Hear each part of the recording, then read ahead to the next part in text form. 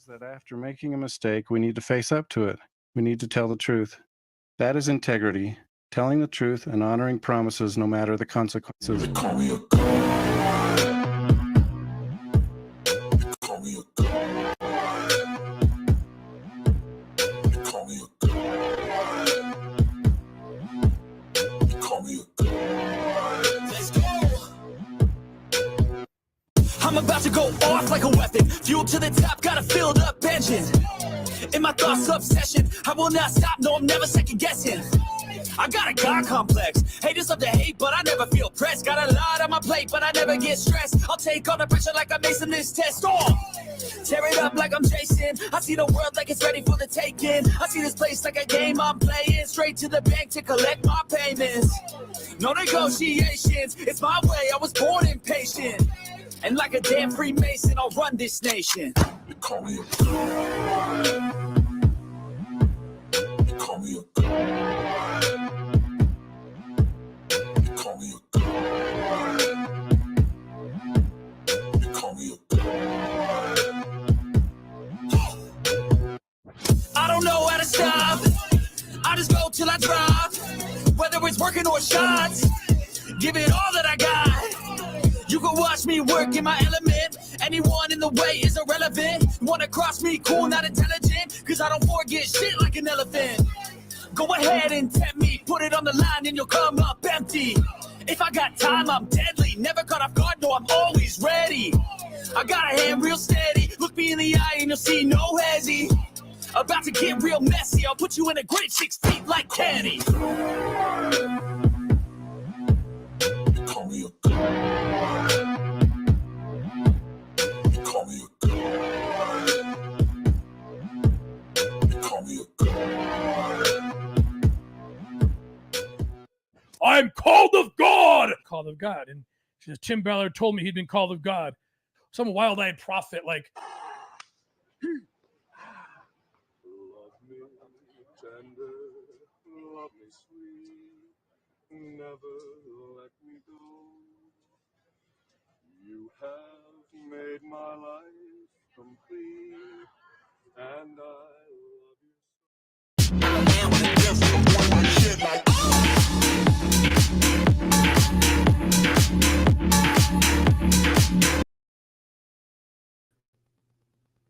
Well, hello. How's it going? Let me finish the cigarette. It snuck up on me. I'm still here. I'm like the female voice of God. No, I'm not. But makes you wonder with everybody playing God these days. Oh, leave it to me to knock some stuff. Knock a whole mirror down right now. Okay, it's a cigarette that just won't go out. All right. I hate the ones that won't go out. How's it going? How's everybody doing? Good. What's up with the... I hate being on camera. This is why. I'm so glad y'all are here. I know. I saw this one comment, and it is pretty amazing how it's all being exposed, right? Whew. Man, it was a daunting job for a long time. Still is. Still got a long ways to go. But it needs light. So it can be disinfected. Mm-hmm. Exposure. That's my job here. I'm kind of coming around to all these years. I've been like, I don't know what I'm doing. I have no idea. I think exposure is the best. So you're part of that. Just know that. Hey, Festus's mom. Hey, Trace on the case. Hey, Nina Marie, Donna Donald, Sit and Spin, and Beach Bum. Did I say Nina Marie? Oh, hi again, if I did. AKA the Cat Lady. How are you doing? Thank you for becoming a new member. Good to have you. Appreciate it. And I want to send this out to Mary. I hope that everything's fine. I know that everything's not fine. I hope that everything gets better, and it will. I don't know the right things to say. I never do. You guys are way better at that than I am. But we're here for you if you need us. We love you. I figure that's pretty good to say and to know.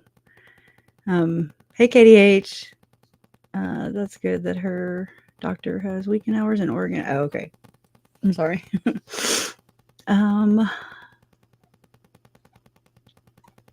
Oh, and Carrie, I saw you, right when I came on. I'm glad you're here too.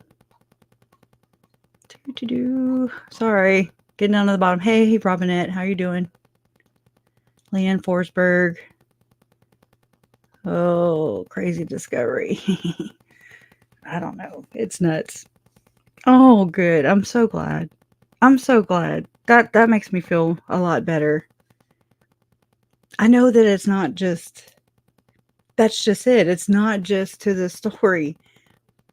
And so we're all searching, right? And along our research and all this crazy crap, it's like, it does fill in things for other people like yourself, Nina. And I'm glad because I think we all have a part of it.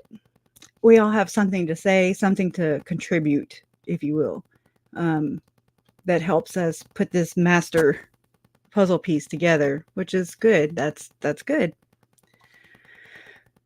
Oh, you don't understand how these are connected. Let's see. Oh, it's so complex. But with everything that's coming out, and Lori and Chad Daybell's whatever egregious crimes, I have to say allegedly for Chad because he's not convicted yet. But I mean, I've always felt that this was bigger than just Chad and Lori. It takes a lot of things to go wrong.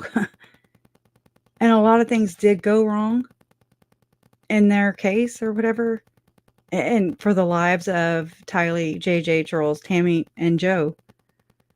And I just think there's more to it. There's more people that have enabled and emboldened, empowered than just Chad and Lori. They're just too weak. They're too weak. And the way it's connected is through, in my opinion, because I've always thought, and I don't expect you to follow me on this, but this is where I'm at. This is where I've been. I've always felt like even in the beginning, and I still don't have the words. I'm not articulate. I've never been a Mormon, so I've been cramming Mormonism for 4 years. So I do the best I can with what I have to work with, which is very tricky because Mormonism, period, there's so many different levels. There's so many different degrees. And I don't mean that, in a punny way or anything, but there's a spectrum of belief. And so just wading through all that has been a job all in itself for me. Because there never was just a clear understanding for me. I was just like, okay, so I just watch and listen and read everything I can. I don't care who they are. I really haven't cared. I'm just like, okay, well, I take what I need and I'll leave the rest. Or I can at least, bring it in and then just kind of filter through it. And again, what resonates, I just kind of hold on to. And so there's some people who are ex-Mormons. There's some people who are true believing Mormons. There are people on the outside in the Catholic faith. I mean, just other faiths, have helped me to understand things, how they go. But I've always known, just didn't have the words or even the understanding that it went all the way up. And when I say it, I mean the crimes of Chad and Lori, in my opinion, I believe they go all the way to the top. You know, and I think with everything that's come to the surface lately, it has a lot to do with Tim Ballard. And I've kept my eye on him and his organization. It's got a good message, but not, I mean, just like the church has a good message, but it's not exactly face value what it appears to be. You just peel back one layer and you're like, oh crap. Okay. I wish I wouldn't have done that. And there's a lot of things I wish I wouldn't have peeled back. But then once you peel it back, you can't put that thing back. You try, but you can't, unfortunately. And some people do, but that's how it's connected for me. For me, Tim Ballard, and it's like, I know that there are so many times where the church and or Tim, more the church, has said that they're not related. And I call bullshit on that. Because I mean, it must be safe, you know? Okay, well then I can just say that Lori, I don't know who she is, and that, you know, she's not related to me. But yet here she is still doing these heinous things and wiping my family out. And okay, that doesn't mean that the damage is not done just because I say I'm not related to her. It's crap.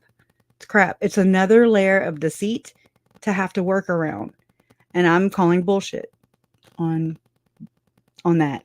I think Ballard are grandpa and grandson, in my opinion. But that's just me. And so that's where I think that it goes all the way up, so to speak. I think Grandpa Ballard there is, you know, I'm sure he knows all about my family, you know. And it sucks. You didn't miss nothing. So Connolly. Just me talking crap. Well, trying to, I guess, get everybody on the same page as me as far as like how this is interwoven. It is complex, and it's not just a God complex. It's holy crap. This is bad. And I've said that forever. I've said it's bad, it's bad, it's bad. Yes, that's what I'm worried about. Nothing like having the Jesus card in your living room already. And I was sleeping, and the Jesus card, which had now I won't say the name, but it's a organization that we are very familiar with here. And yeah, I was asleep and there was a Jesus card left in my living room. Just, you know, hey, it's the missionaries. Well, I'm good. That drove at least an hour to get here. So, no, I'm good. I don't want to say it. But it's the church. It's from the church. And I mean, I know some people are like, well, I know a lot of people will do this. And I including myself, I've done it too. I'm like, well, you know, maybe the church meant well, or maybe whomever came to bring the card meant well, but it had my name on it. They had my address. They got here. It was inside my house. Nobody let them in. And yeah, I mean, I just, with the past, how it's gone with, you know, 3 members of my family being murdered, I take that as, here's your sign. Like, okay, I don't need any more. I don't need to become a statistic. I don't need anybody else in my family becoming another statistic or story. No, I'd rather be, with, I don't know, not careful. Yeah, careful. I'd rather be careful, cautious, you know? Yeah, I didn't know. I have cameras, but they didn't record at the time. And that does no good. Just know that. So anybody here who has cameras but they are not recording, come on. We got to be real with ourselves, right? So the best thing is to go and make it to where it does record so that you can do these things. I didn't call the cops. I was just like, wow. This was like in 2021. So, I mean, this was some years back. I didn't know even what I know now, of course. But, I had talked about the second anointing, even though I didn't really know much about it. I really didn't. I just said it. I just kind of said it and just went with it, kind of doubled down, so to speak, on just the, hey, I know about this. This really says, everything in that ceremony says exactly what my aunt told my uncle. Okay. And it's in court papers and this and that. And I'm just like, okay. Yeah.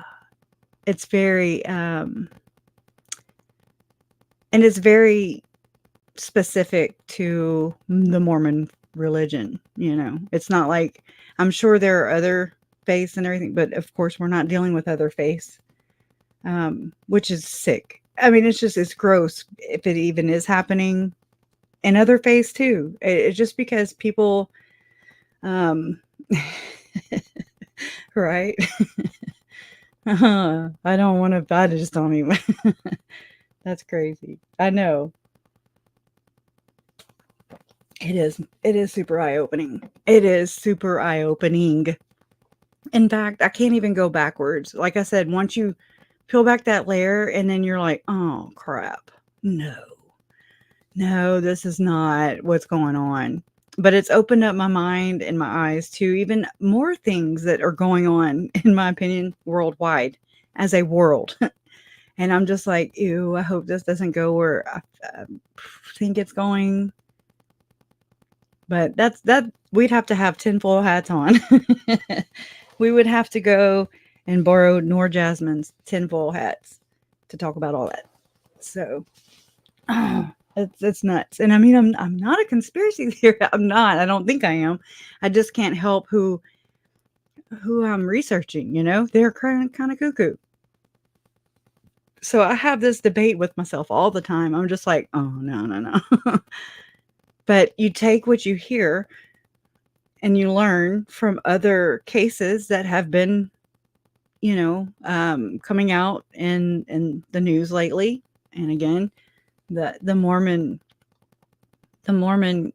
has a whole corner over there and they just have been keeping it coming. And it's freaky and it's alarming. Now, Ruby and Jody, I didn't know who they were. Really. But it's interesting because a lot of the things that they've said, it's like you're getting it in different phases. You're getting it where Tim Ballard were possibly the origins of Chad and Lori.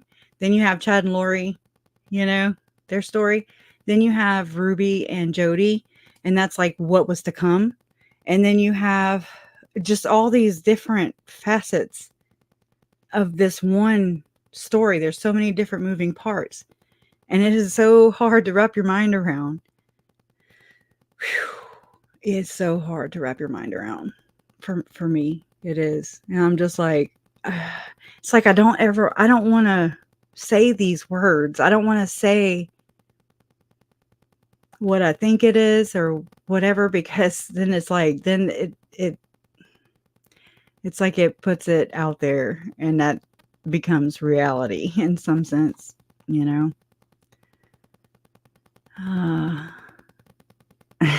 Yeah. There's some cray stuff happening in Utah. And so that's so worrisome though, right? And it's like I'm not doing this to be a biatch. I'm doing this because it affected my family. It took away Tylee, Charles, JJ, and my family. My mom's name was on the hit list. Whether we joke about it and say, oh, it's just a zombie hit list, I mean, yeah, because it's so weird and crazy. And you're just like, okay, you kind of can't help but laugh about these things because they're weird and uncomfortable. But you step away from that and really just look at it. And I'm like, well, is it a far reach for me to ask if Thom Harrison perhaps was the guru behind Chad, telling people who was dark and who was light? Is that why Tylee and JJ and Charles and Tammy are not here anymore? Is this who dubbed my mom as being Rhonda? Or did Chad just come up with his own thing? How many people have their own little rating systems? Another question. It becomes like, well, I don't think it's a far-fetched question, you know? And so I worry about, I mean, I do care about people, the Mormon people, you know, it's kind of, they're on the other side of this. And it's like, oh no, what do you do? How do you say, hey, here's a life vest. here's,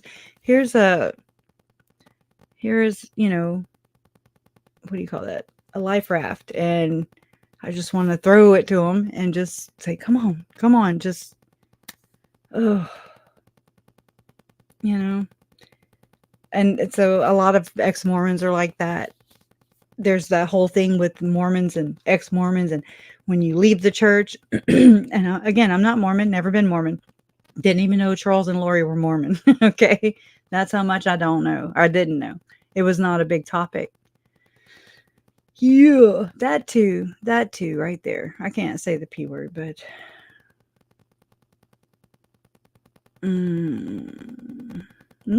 that's scary. I'm sorry. I'll go back to that one. Barbara and DJ. Yeah. Oh, that's so weird. But you know what, DJ? The more and more I get into this, just the less and less weird your stuff sounds, which is crazy, right? I always said that what you brought to the table was just, it was weird. And you agree. I know you do. But it's just like, it's not that far. It's just, I'm getting closer and closer and closer to where you are, unfortunately. In that sense, it's freaky. That's one thing though, Juliana, you know, they do forgive men for doing that and that and that. But yeah, what do you forgive a woman for? Believing men's crap is all I can think of. The second anointing, right? And then, isn't that cheating? In my opinion, I mean, I'm. There's so many double standards flying around. It's like, no, it's no wonder, in my opinion. I swear to God, it's no wonder people get further and further and further away from truth, because it's just skewed just a little bit and a little bit and a little bit more and a little bit more until you have this whole spiral and it's going out of control. And up is down, down is up, and left is right, right is left. Nobody knows. And it's that to me as a parent, by looking at Jody and Ruby, I'm just like, what logic is this? Yeah. Oh my God. It's so weird and backwards and scary. It's scary because think of all the other people when it was just Chad and Lori, right? You're like, okay, that's just two. And then you kind of look at the outside, the inner circle, so to speak, and you have Melanie and David and their sketch. Zalima, she's sketch, but she seemed to kind of catch her snap a little bit. I don't know. I don't trust any of them. So then you have Audrey, same thing. Just that, I don't know. It's just a little bit and a little bit more skewed and obscure, and just everything starts to blend into another. And then next thing you know, you have your children are zombies, and then you got to do away with, you have to rid the world of the zombies, right? So it's scary. My mom, she was named Rhonda. She was on Chad and Lori's hit list. That's what I call it. It's a hit list. Adam had made it onto the hit list. You know, there was varying numbers or whatever. However, and again, there you go with Chad and Lori, or is it just Chad and Lori? With sometimes I forget how it was worded, but like sometimes the pain level was up or higher, the higher number. And anyways, I don't understand it because I don't think it's meant to. I don't think it's meant to. But yeah, that's the hit list I'm talking about. Which I always brought up the fact that Ervil LeBaron. Okay, we've heard of Ervil LeBaron. And how after he went to prison and or died, people on his hit list still got hit. They still got red rummed, deleted. So I always worried about my mom. She's on the hit list. People, they're in jail. Okay, well now what? Now what if, and this is why we're here tonight, because I have no way of answering the question on the thumbnail. I was like, well, it's a question that I want out there. I want it shining out there because it makes you think, did Thom Harrison not only just influence Chad and Lori with his book? Did he actually know them? It becomes, whoa, it's not just a damn book. And then it becomes, hands face to face. They know each other, that kind of thing. I don't know that, but I'm pretty sure. And I've always felt that way. But a lot of people have chalked it off, even with the second anointing. They're like, oh, they don't have enough money and you have to have clout. And, it's everybody automatically assumes that the second anointing is also transparent. Everybody thinks it's transparent. It's not like it's written down anywhere. It's not like, it is, but not like they want you to think that it's been disavowed or, we no longer practice polygamy, right? We don't do that, to your face. But the whole getting into the temple, there were people following the case who were like, nope, there's no way they got in the temple. And I'm like, I've even thought it too. What if they had a proxy ceremony? But it just didn't make sense. It just seems like a lot of trouble to go through just for two people to do the whatever horizontal tango, whatever you call it. Is it horizontal? Yeah. It just doesn't make sense. And so it's like whatever, I don't know. There's so many factors that would have to factor into this. But again, this also brings me to this point where you have to go through so many mental gymnastics just to get around all these stupid things. Whenever the most logical thing is just what it is, they probably went through a secret sealing that we don't understand about. We don't know the rules because there are no rules. I'm sorry. The first rule of second anointing is we don't talk about the second anointing, and over and over and over again.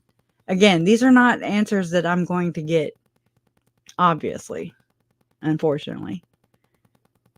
Because the church, they just don't even acknowledge the victims whatsoever. I don't care. You don't have to acknowledge the damn perpetrators. It's too late for this now, in my opinion. That's what got me even investigating the church and researching about it and just wanting to understand how Chad and Lori's beliefs differed from regular mainstream Mormonism. I had no clue. Was a clean slate, nothing, whatever, the damage is done. So it is what it is. And you just deal with it. But that's what got me looking in their direction anyway. So had they come out and done what I pictured a Christian, that's a loose Christian there, thing to do, and that would have been to offer condolences. Is there anything we can do? Let us know. That kind of thing. Just, hey, sorry for your losses. Right? Nothing. Nothing. Who does that? It's weird. It's weird. I don't think so either, Gia. In fact, I really don't think so at all. And that's bad, right? I'm like, oh man, it sucks to have the view I have of all these people. And I'm like, there's just no way. And then there's so many people who actually have relationships with these people or know these people, and they do just like they did with Tim Ballard and the whole Operation Underground Railroad. It's polarized, and then it becomes very divisive. And so if you're not supporting the cause, then you must be one of them. You must be a zombie. You must be dark. That's how Lori was. If you're not for her, you are against her. Bam. Tim Ballard, same way. If you are not for him, you are a pedophile, and you are on board with trafficking, which is absurd. Okay, it's like, it's absurd to me. Hey, nonsense! I'm glad you're here. Where did I see it? I thought I saw it. It's fast. Okay. Finished dinner? Yeah. Finished dinner. Y'all need to go check Nonsense out. That girl. I'm like, woo! It's nice to run across people who are just as educated about these things as you are, who are not Mormon. I'm like, do you know how rare your breed is? Right? Jeez, it's so relieving though, for me. And I just like your take on it. I really do. So y'all need to go subscribe to her, her channel there, that Nonsense. She just tells it like it is. So, she's not an apologist. Thank God. There's plenty of them. There's plenty of apologists.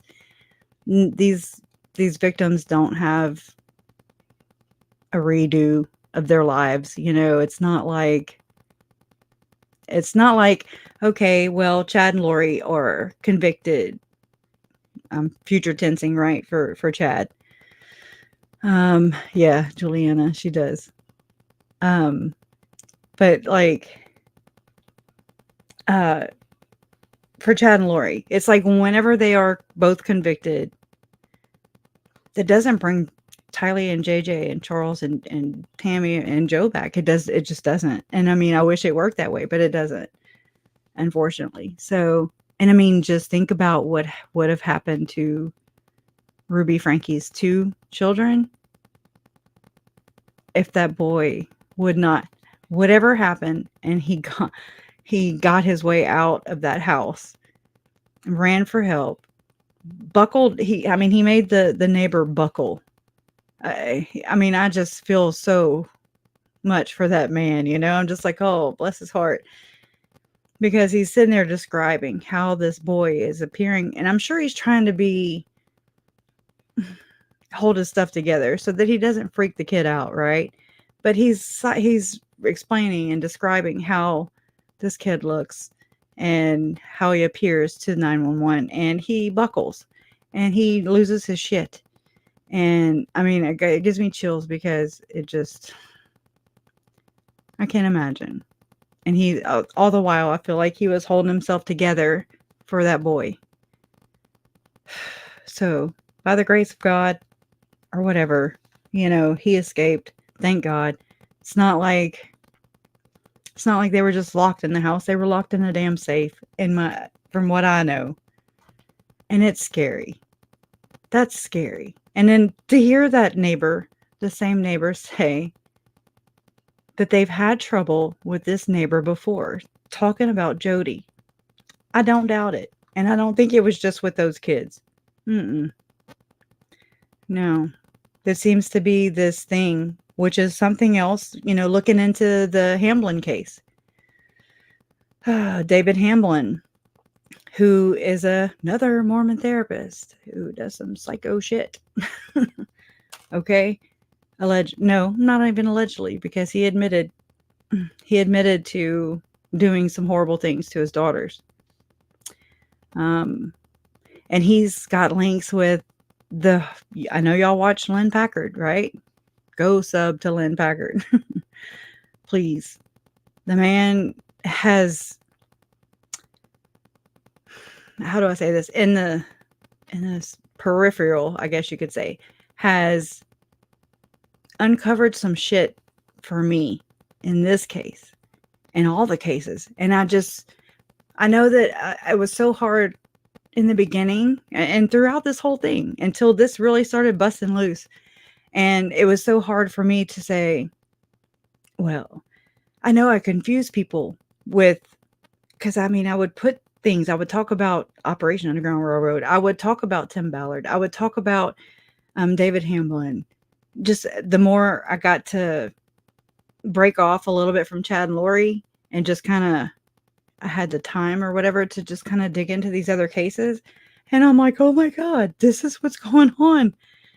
This is that is this. And what the hell? It's not so little. And that is scary. That is, and it's absurd. It's like appalling how much the church covers up. I mean, just in the Boy Scouts of America, it's terrible. It's alarming, and it's gross. And so you wonder, you're like, what kind of church is this? You know what? This isn't the church. This is not what I thought of when I thought church. This is not what I thought of. And, you know, when I now say that the only thing Jesus Christ about this church is in the actual name, and they trademarked it, you know, and they made it as long as possible because it's just so much. And it's another, in my opinion, it's just another way of distancing itself with all the keywords and the search engine optimization tools and everything that we have to use, and the keywords and the hashtags, you know, to even today, whenever I scheduled this live stream, I want to know if anybody else has this issue.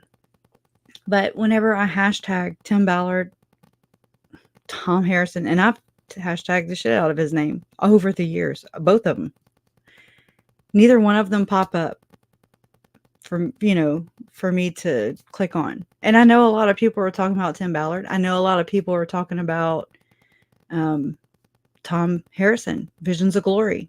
Now, VOG was available. VOG. It's just, I find that very odd. And I don't know if the scrub and bubbles work for them. And, they must work overtime for Ballard and friends. Because I don't know. I just find that sketch. Oh yeah. Oh yeah. This is something I'm working on, that I want to work on. It's just so big. So I don't really know. But you know how, y'all know how I feel about Jason Mao. And especially, see, his link to Tim Ballard was where I was going with how this goes all the way up, right? But then here comes this whole other Tim Ballard lawsuit and everything, and it opens up the damn gates of hell. And I'm just like, okay, so it's that one and that one and that one. So now there's like three different links, you know, and it just makes you wonder. It makes you wonder who's all behind what, who's all involved. And at this point, it's like a lot of people, I mean, they're okay with it. They are okay with 2 little dead kids, 2 dead spouses.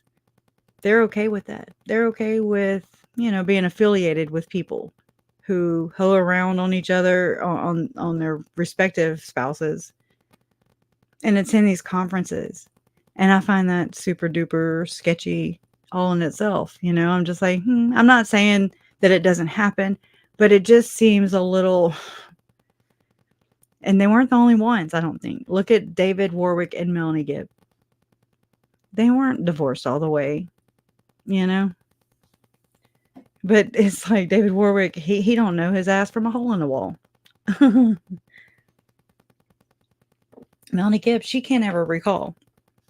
You know, she can't recall. Poor thing.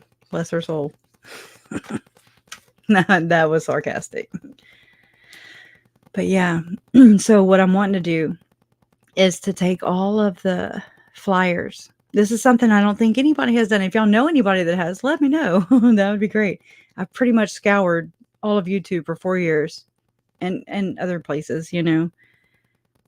But just to put all those flyers, speaking engagements in line, in a timeline, and just go over them one, you know, just kind of one by one, just like you would do in a crime timeline, a crime line, whatever. I want to see who was where, who was speaking, and just every little bit of information that we can get about them together, put together. And I really think, because it bothers me. Oh, let me see if I have it pulled up. I wasn't expecting to show that, so let me see. Let's see. Let me look in my Google Photos real quick. Not that.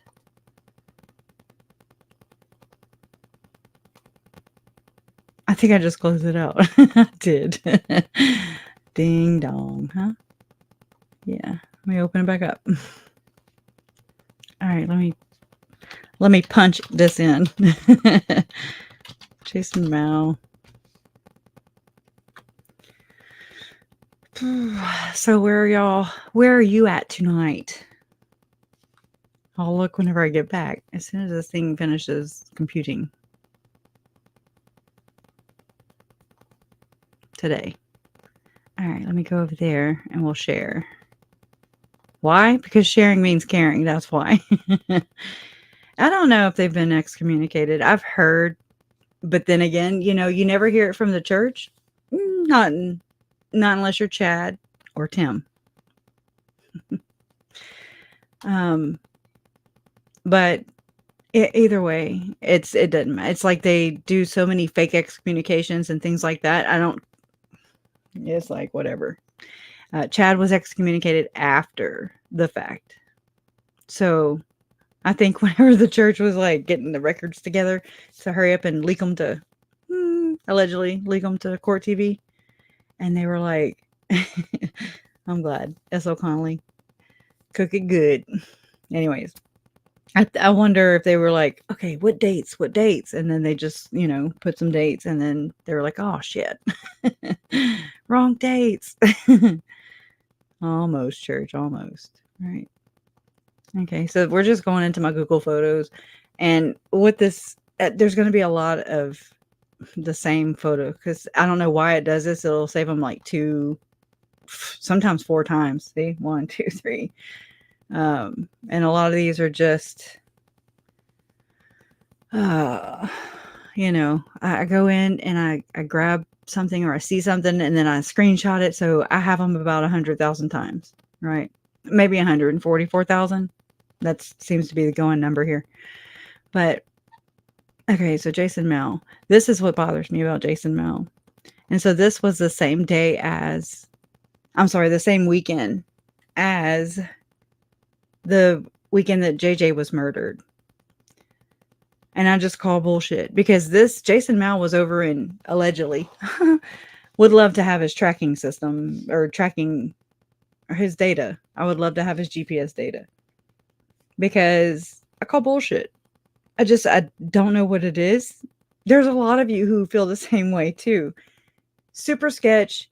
Why was he even called in? He had to give a buccal swab of his cheek for his DNA to rule him out, air quote. And they were concentrating on the dates, really, of when Tammy was shot at and when Tammy was murdered. But I went back and listened to the interview with Rexburg Police Department, and it was both Rexburg Police Department and Gilbert or Chandler, I don't know. But it was the weeks of either August 1st through November. I don't remember the dates all of a sudden. Through November of 2019. Just a good 2-month period is what it was. And so I was like, that's so interesting to me because I don't know, birds of a feather flock together, right? And so he was in Billings, allegedly. He was allegedly in Billings, Montana. And so anybody who has looked at any of the Preparing a People Farm Foundation, any of those flyers, okay, they tend to have a certain look and certain information on them. And so I find this so sketchy. The lack of information, the lack of gaudiness, I guess you could say, with Preparing a People and how they did their flyers and everything. To me, that speaks volume. Okay. So, and then there's, of course, mistakes, which I mean, okay. I remember one time it said author or whatever instead of author. And it's like, well, here you go. You know, you spelled author wrong, dumbass. Anywho. Okay. So it says Friday, September 20th, 5 p.m. registration and housing assignments. Okay. So you're going to register on a Friday. You're going to get your housing. Anyways, I'm just going to go through it because I'll have something to say about everything. Belvedere building, 6 to 7 p.m. Okay. You eat dinner. This is where it really gets sketchy for me. 7 to 8. So we can say, this is a funny, I'll make you laugh real quick. Jason's first name is, Jason's his middle name, Richard Jason Mao. And then you have Richard Young, not Roger Young, Richard Young. So they're both dicks. Okay. All right. Now that I got that out of my system, Richard, magical presentation. Well, when you look up Richard Young, y'all, the screen, what do you call it? The whatever screenshots I have of that, he's like done 333 magic shows. I'm like the 333s, y'all. If anybody, the threes, okay, that's Mason. Everybody was 33 years old. John Pontius has said it. Thom Harrison, they all have this 33 story. Okay, I don't care. And that's also the age Jesus was whenever he was crucified. It's just one of those weird numbers, you know. And just his flyer is just super sketch. I'll try and find it in a minute. Okay, and so that's from 7 to 8. So the grown man here, Richard Young, does a magical presentation from 7 to 8. Okay, there's no kids here. Allegedly, hard alleged allegation, right? 8 to 11, mixer / activities and games. And so this was at a singles ward.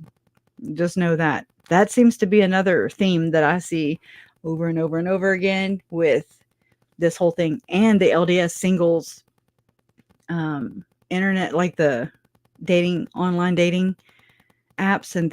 And I think that's how Melanie Pulowski and Ian Pulowski met. Remember, they lived like within a block or something of each other in Rexburg.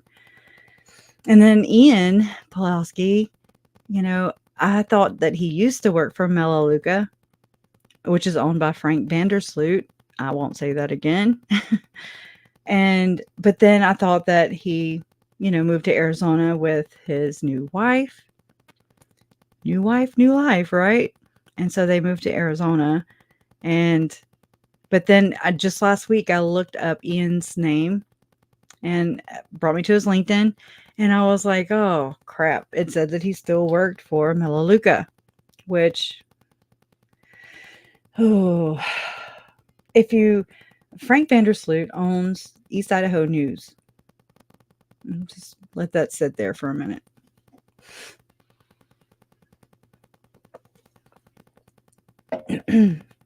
So he owns it. And he's also Secret Santa. Which, okay, I mean, good. He's he appears to do good things for his community, does fireworks and all kinds of things for the community. Now, in Adam Steed's interview, which was taken down by, I think, his ex-wife, who sent a cease and desist or whatever, and I don't know if it's still up with Hidden True Crime since they said that, hey, ours is still up. I don't know if it's still up, but I hope so. But Adam Steed had mentioned some stuff about Frank Vandersloot and being pretty much against Adam Steed because he was a whistleblower. And I found that really odd. It's just like one of the, who does that? Again, who does that? And so Frank Vandersloot is a billionaire. And so he's from the East Idaho the Eastern, East Idaho area, Southeast Idaho area. And so, there's not that much information out there I haven't gone full-fledged into it yet, but I just have this, I suspect that, there's been rumors and things like that where Frank can make anything go away. As far maybe people, I don't know. I have no idea, but there were rumors of Frank being able to make, cases go away and stuff. And he's a billionaire, multi-billionaire. It wouldn't surprise me. Money talks, right? And I just find that highly suspicious. First off, to just be against a whistleblower, reporting abuse within your church, your Boy Scouts of America. I don't think it's not very Christ-like, right? Well, so I get my information just from around the way. And so while I used to respect Illuminati, her channel, Illuminati, where she just kind of, she busts the balls of like all these corporations and things like that. And again, everybody, I've seen where there's people talking out against what she's done. So again, I'm not here to like confirm or deny or support or not support. I'm just telling you what I know. And so she had done a deep dive on the Melaleuca plant and Frank Vandersloot, and it's the wellness company, I think it's called, or Melaleuca, but the wellness company. And it started in Australia, and then it came over here, and it's also in Canada, which is where Richard Young is from. Just know that. Richard Young is from Canada, allegedly. And so who kind of backed Frank Vandersloot when he was like 15 years old, gave him like his first job, was somebody with the last name of Ball. And if you go where I go, I'm like, well, Ron Ball was an investigator, one of the main investigators for Tylee and JJ, right? Ron Ball. And again, I'm not saying anything. This is how my mind works. And then there was another Ball who went into a venture with him, was sitting, there's two Balls, straight up. I'm sorry. But really, their last name is Ball. And I don't know the names because I wasn't prepared to talk about this, but you know how I am. There's not an index big enough.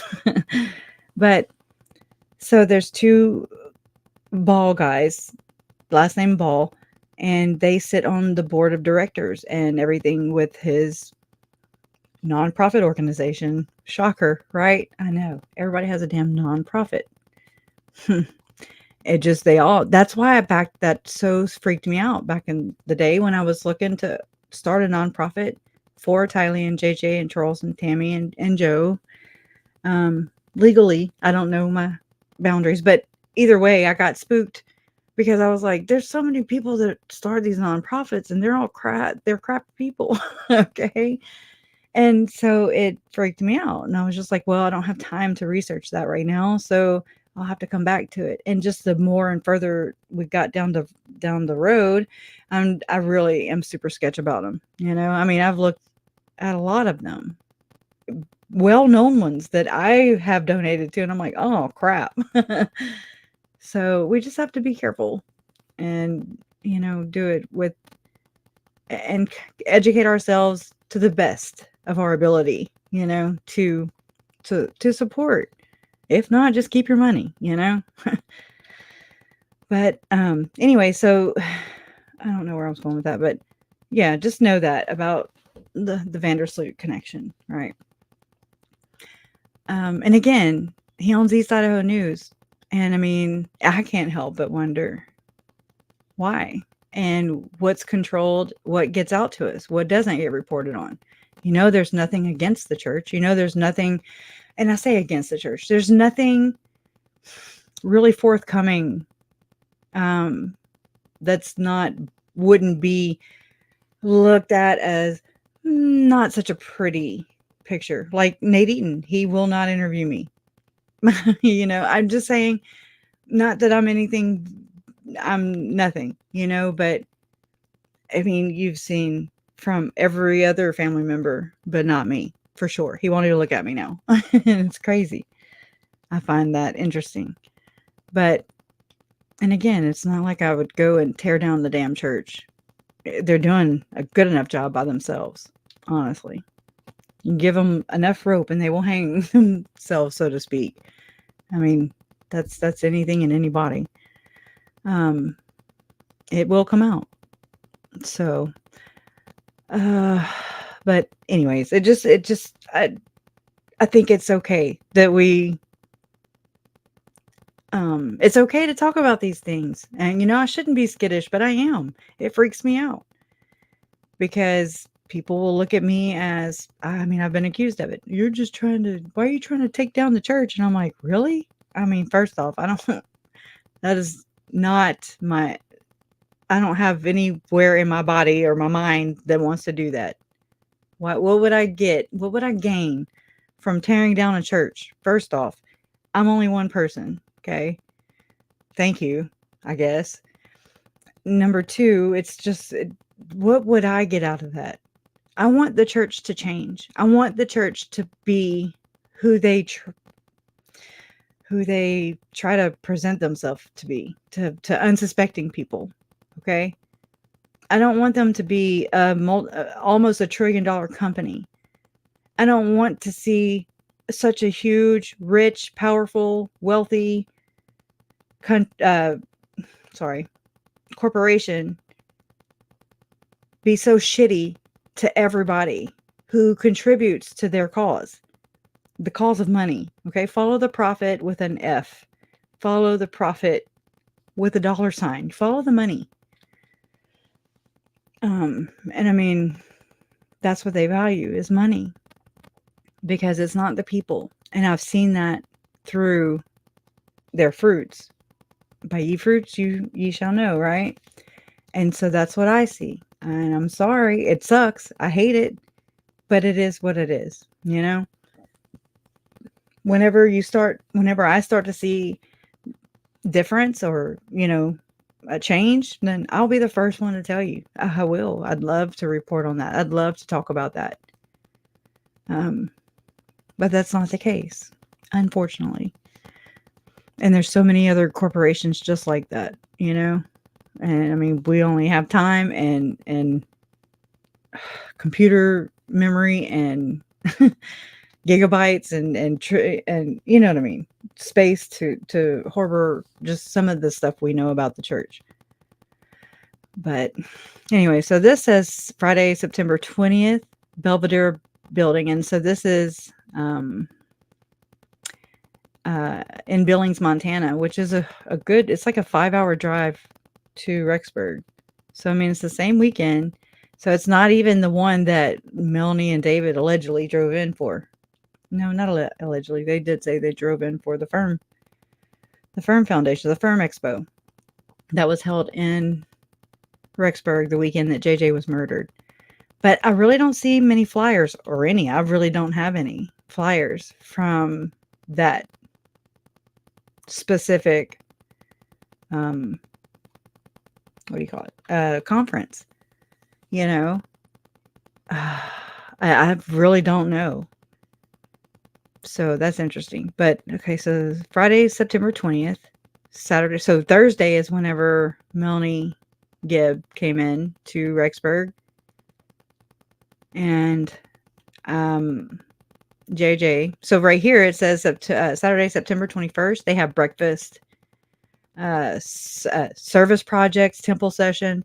Then they have lunch, workshops, break, dinner, keynote speaker, Jason Mao.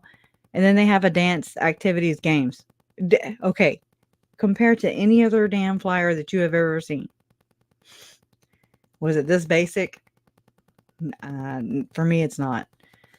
They're all elaborate and just littered with information. On this, not so much.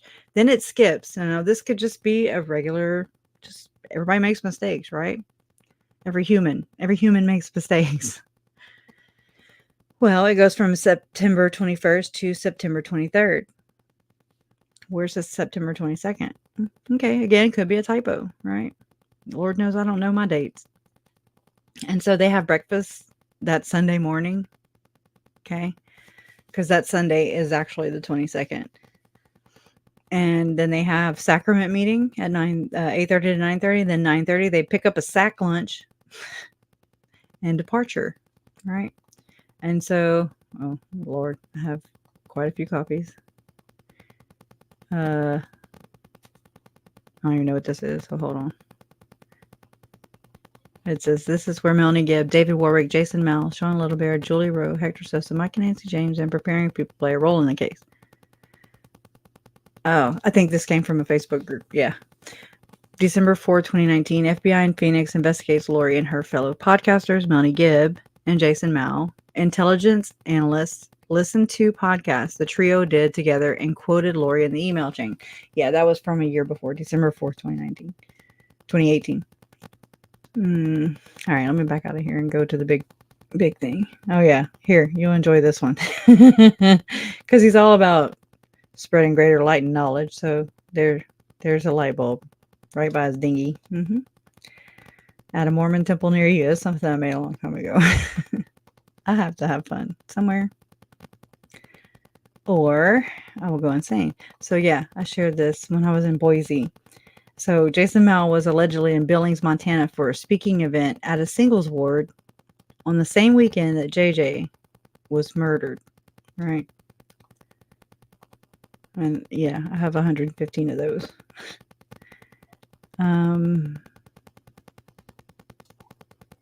Let me see. Yeah, there's him and his boy Gabe.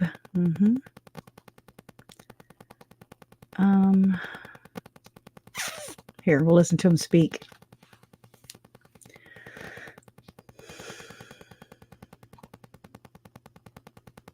One day.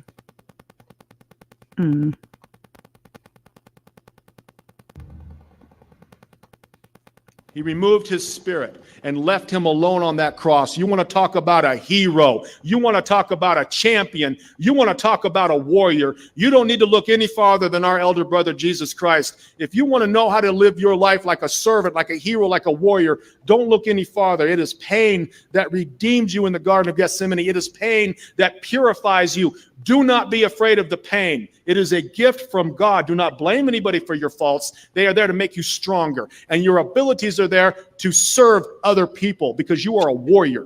Never forget who you are.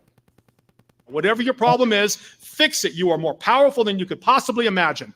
If you have a problem with the pills, put them down. If you have a problem with the dirty pictures, shut that stupid machine off. If you have a problem with yourself, fix it. I need you in this fight, and I need you now. Do you understand who you are? Do you understand how powerful you are?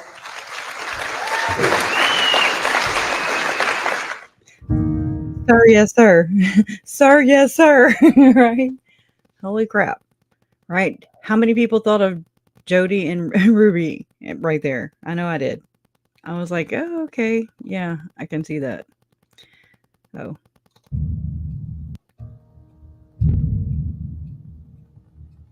I don't even know when that was from, but I think it was 2020. Ooh. He removed his spirit. Keep your spirit, okay? Everybody keep your spirits intact. Let's do a spirit check. Everybody keep your spirits in your body, okay? Because there are some spirit snatchers. Right, and then there's this. All are welcome to attend. It's a free event and doors open at 6:30 p.m. Come early and get a good seat. I will have a limited supply of books available to buy at the event. If you already have one or all of my books, bring them and I will autograph them for you. Excuse me. So this was Friday, July 13th, 2018. And Chad Daybell was there. So was Randa Stratton, preparing people, special event speakers, right? And this is over there in Mesa, Arizona. And this is Melanie Phibb.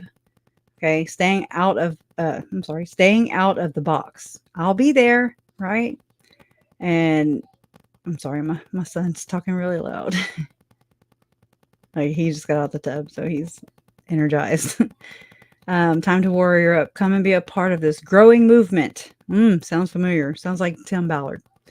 To Mormon up. And no, you don't need to be LDS to join, but you do need to fix your compass on heaven, which is a reference to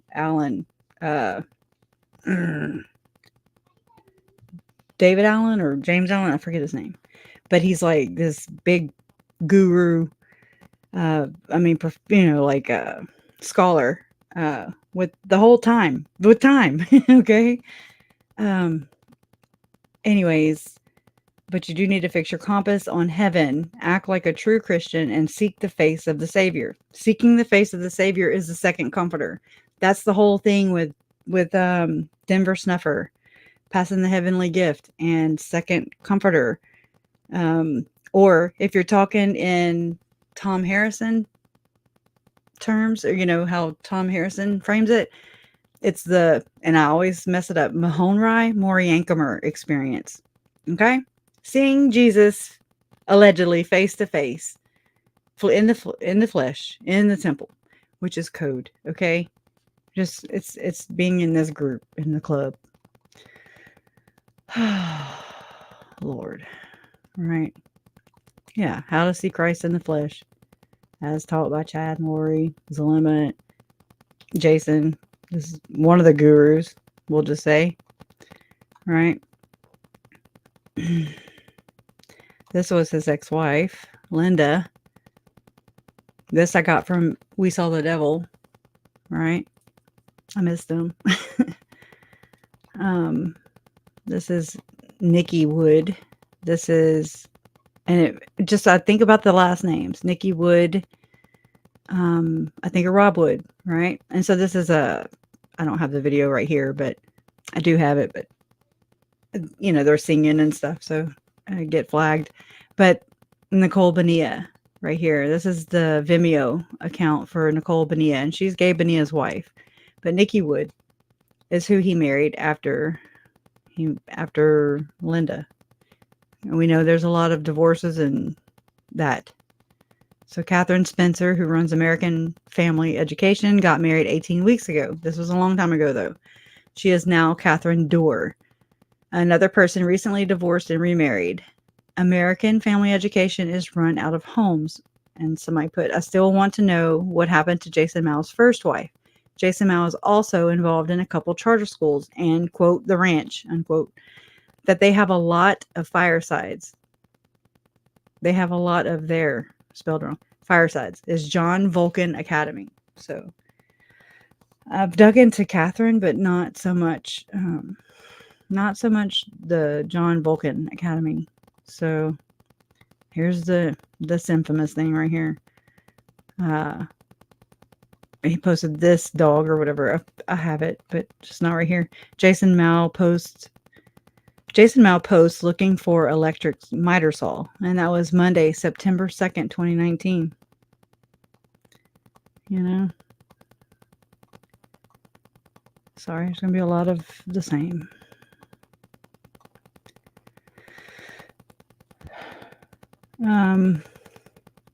Yeah, that's a full one. Let me see if this is the same. come and be a part of this growing? No. We had an amazing morning recording our next podcast with our special guest, Randa Stratton. So this had to be the July 13th, 2018 time with Chad Daybell, right? I don't know if he was there. I'm just saying around that time. That's what I'm saying. I want to put these together. Can't wait to release this one to you guys in podcast land. Thanks, Randa, for your warrior story. You are awesome. He spelled it wrong. And so there's all these hashtags that I doubt will be there. Choose the right, CTR, right? I didn't know all these things whenever I first came into this. I was like, what? Yeah, there's some comments. Chad, dumbbell, all right? I found these disturbing. The ones of him shaking hands, him and Gabe Bonilla shaking hands with one of the, I don't know who he is. I'm sure people in Arizona could tell me if I come across it. This was Jason. This is August 13, 2015. Jason addressing the students at American Leadership Academy, Ironwoods campus in Queen Creek. They asked Jason to share his warrior ethos. ALA would like to make the ethos a part of their student development.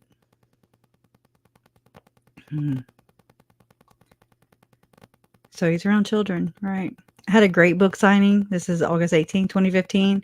Event at Nielsen's Frozen Custard in Mesa last night. Jason signed a bunch of books, met some great people, and we really enjoyed our 25-cent fries.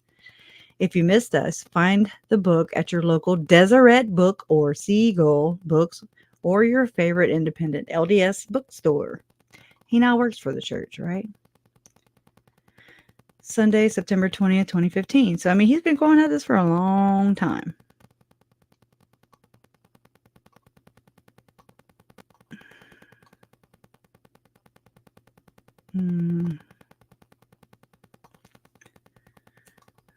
Okay, let me back out of here.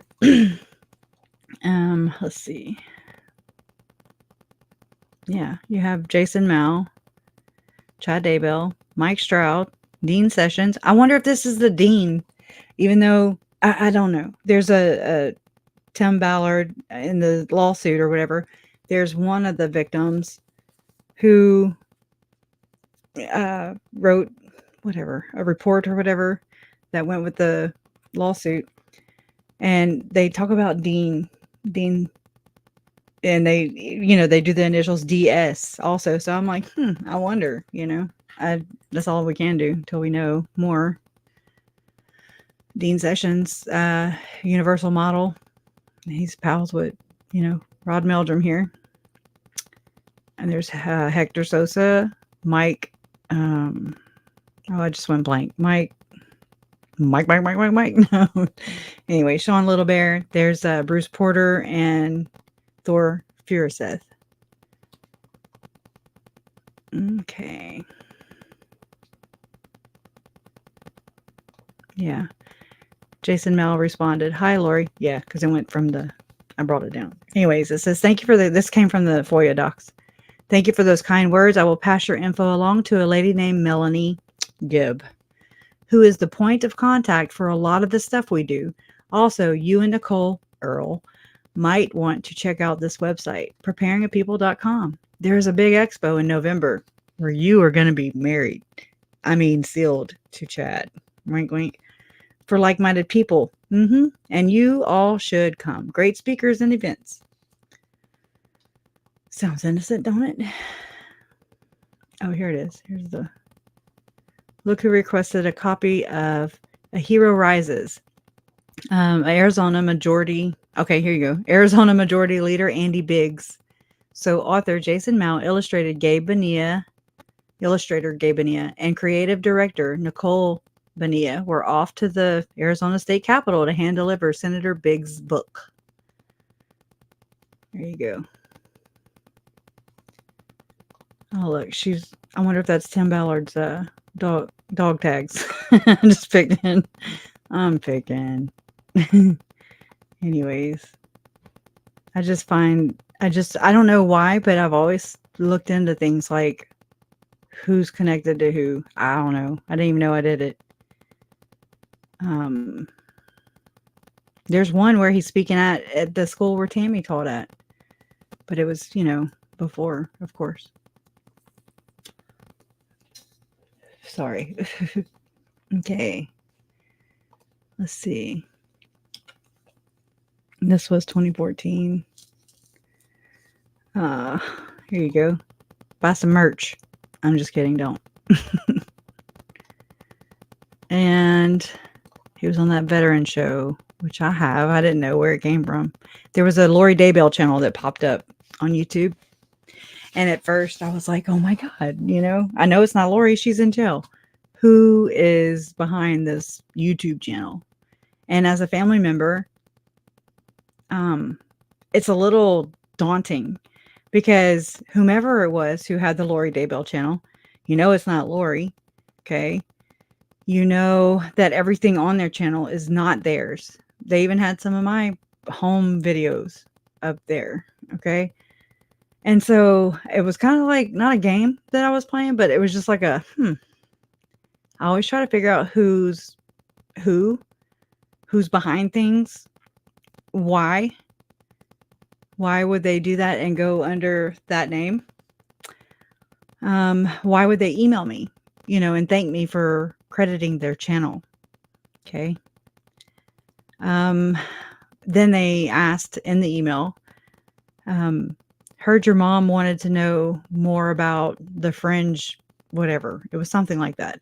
It freaked me out. I was like, oh, hell no. You don't know the person's motives. You don't know anything.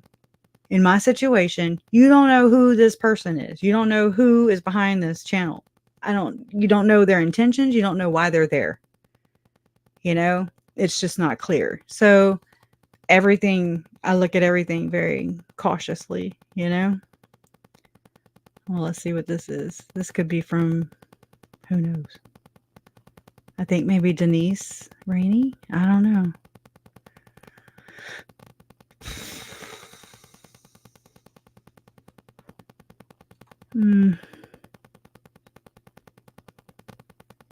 Let's see.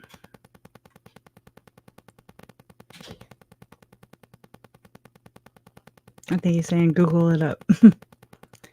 Go into the internet. Google that up. Bring it up. Do some research. Go into the internet. You have to inquire and plead. I think. We'll see.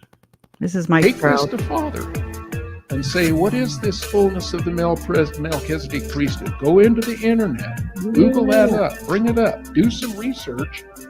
And when you feel like you have sufficient knowledge, then go to the Father in the name of his Son and start to inquire and plead to obtain and receive. Take this. Y'all, I watched so much Mike Stroud, listened to it. I feel like I was going to turn into him. I mean, this one's fuzzy. I have clearer ones, but we're here right now. Tim Ballard and Jason Mao are associates. And this was a long time ago, right? That I had put it in one of my videos, but I did before I would even come on face, and talk on here. I was so intimidated by this. And so this was April 14, 2019. And there they are in their patriarchal grip, is what I call it. Great evening, speaking and sharing the stage with Tim Ballard from Operation Underground Railroad. Thanks to all who came out and listened as we talked about being true warriors, right? They have a hero complex. So it appears to me that Jason Mao and Melanie Pulaski have both been affiliated with Tim Ballard. Ballard is founder of OUR, Operation Underground Railroad. So that's like from 2020 when I did this. And this, again, I would just put them to music. Jason Mao, author and public speaker, bachelor's degree in education, twice been awarded the Law Enforcement Medal of Honor. 2022 April presentations. This is from Book of Mormon Evidence / the Firm Foundation / the Firm Expo / Rod Meldrum. Okay. The Warrior Ethos and Heroes from the Boom of Mormon. There you go. The Book of Mormon. Boom of Mormon. Good author. Let's see. Jason Mao. These are followers. Okay. The real Candace Owens. Wow. Isaiah Institute right here. Jason Mao follows the Isaiah Institute, which is Avraham Giuliani. Okay. There's Barlow. There's a Russ Barlow. They're staying out of the box with Melanie Gibb. Jacqueline Olsen. Charlene Marie, maybe Campbell. That's probably the ones where, yeah, in Rexburg that had with Sean Little Bear. They did the what do you call those things? The smoke thing. Oh hell, y'all know. I'm pretty sure.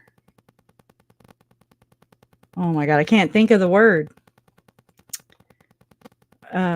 The teepee, not a teepee, but just a smoke. Anyways, I'll stop. Gabe Bonilla, thewarchapters.com, or no, I'm sorry. Yeah, it's his art. BYU graduate, Gabe Bonilla shows off. And so he's also the bishop that, you know, I don't know if he's the one that gave Lori her temple recommend, but they're aware. They are aware. Don't let people tell you that they're not aware. They are aware of things that are going on. You know, just don't. I don't anymore. I just let people talk. People like to, or maybe they just don't even know better. There's a lot of people that just don't. They're just saying, hey, you know, da da da da da from their experience. But that's not everybody's experience. That's not Utah experience. That's not these people. In my opinion. So I used to, and I mean, I still listen. I get it, but that's my understanding, you know? I don't take anything as fact. Here's another one. Well, Jason Mao speaking. Jason Mao, this is November 19, 2017, speaking.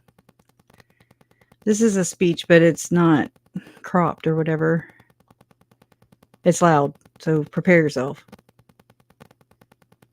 And this was on Mike Reed's YouTube channel. One day.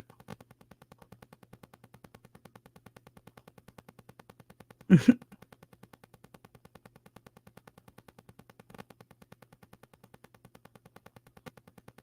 going to be loud. Hold your ears. Well. Oh, what the hell? It's the wrong thing.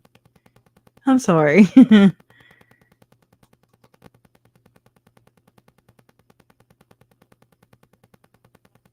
going to say, Jason Mao. Look, I liked it. It's back when I didn't know any better. Plus, it tells me where I've been. Good morning, Arizona. I am a proud third-generation Arizonan, born and raised here, served my country, went all over the world, and they came back here to raise my family because this is God's country. I am so very grateful to the organizers of this patriotic event for giving me the opportunity to speak to you today about standing up for America. I've carried this message across the state to many town halls and meetings, and every time I speak about standing up for America, I'm asked the same question. How do we do that? How do we stand up for America? Where do we start? How do we do that with so many forces arrayed against us? And what is it that we stand for? I'm here to tell you today that the first thing we must all do is stop apologizing for being an American.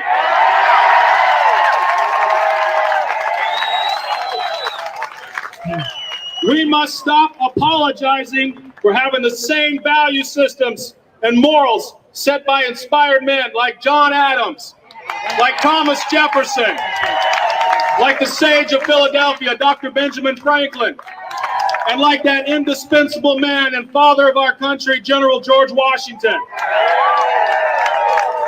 It tears at my heart and it insults me to the very quick of my spirit to hear our elected leaders apologize for America and for their time-honored values. This same America that they are so sorry to be associated with brought freedom and light to an entire world in darkness and tyranny. This same America that is so hated by our leaders saved the world from Nazi fascism, from Japanese oppression, and from socialism. This same America defeated the greatest evil of my generation, the Russian Empire, and tore down the wall. This same America that our president is so desperate to change feeds, provides clothing, and vaccinated entire continents against medieval diseases. This same America that put a man on the moon, went to the bottom of the ocean, and connected the entire world by the push of a computer button. This same America stands every day as watchmen on the towers of liberty and freedom, ready to fight on all corners of this planet against evil in all of its forms. This same America that over the last 200 years freely gave of our natural resources and spilt the blood of our most precious national treasures, our youth, all in defense of the world's needy, the afraid, and the oppressed. And the only thing we asked in return was enough ground to bury our dead. No, I do not apologize for America or for the values and morals that made her the greatest country on earth. I do not apologize for that. All right. I know. I could go on and on. I don't know. There's a lot. There's a lot to dig into. There's a lot going on. The hell? 27 minutes. Oh yeah. That's just, I've screen recorded like going through everything. Let's see. This was not long ago. I don't think.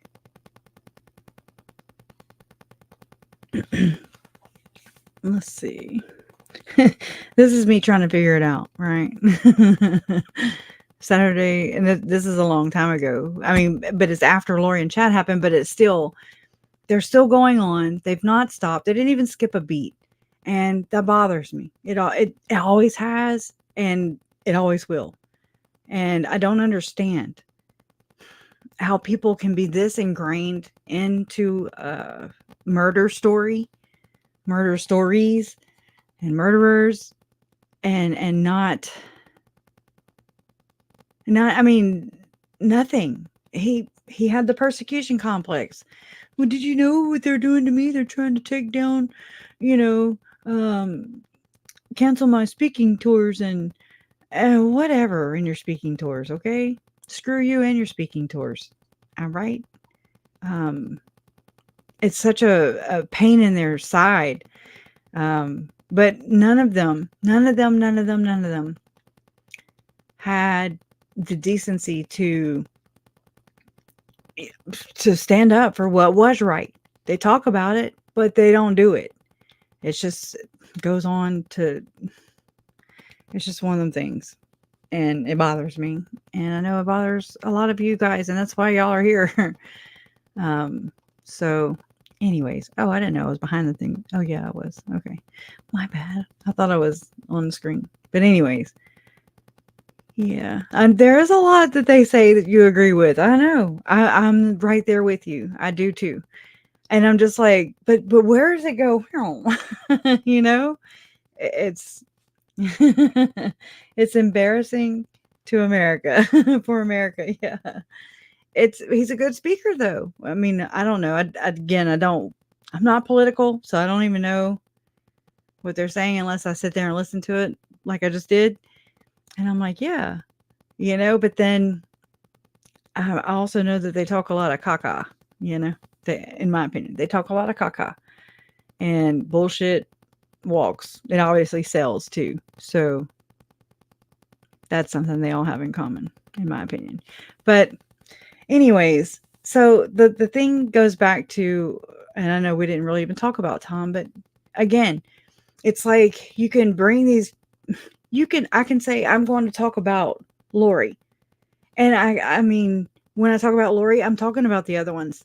They all go hand in hand, in my opinion, in my world, from my view. And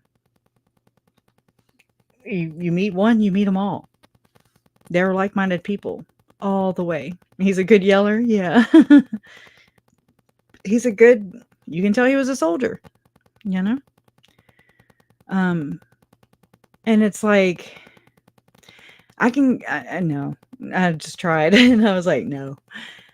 I was gonna say, but my body wouldn't let me.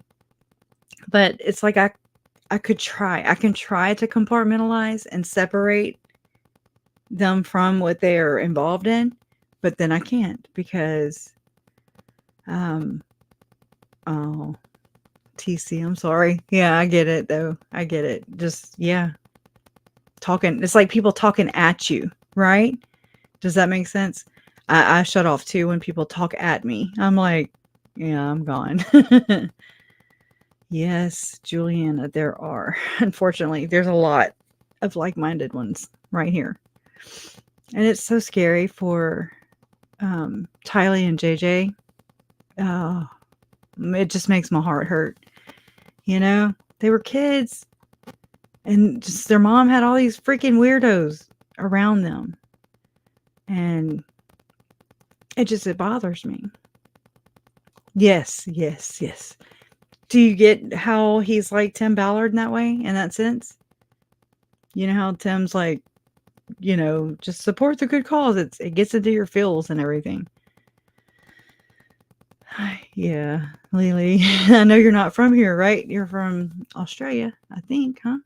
Or if not, let me know because I think you are. Not that it matters. My daughter can do the best Australian accent. She really can. Yeah. He yells and spreads fear, incited hatred. It causes audience to have a cortisol surge. It's a control tactic. There you go. You say it way better than I do. Totally. He needed pom-poms. And their cheerleader, Lori, she's in prison now. Prison poms, right?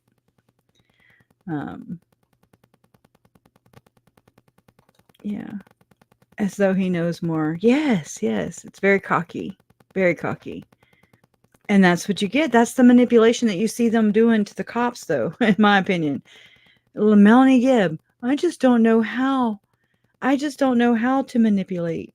Bull, you're doing it right now, sister. Zalema, just the minimizing of everything is horrendous. And it's when we all know better. We all know different. I mean, except for just, I guess, people who don't really look further than that first layer, you know? They're like, oh, okay. Yeah. I think so. I think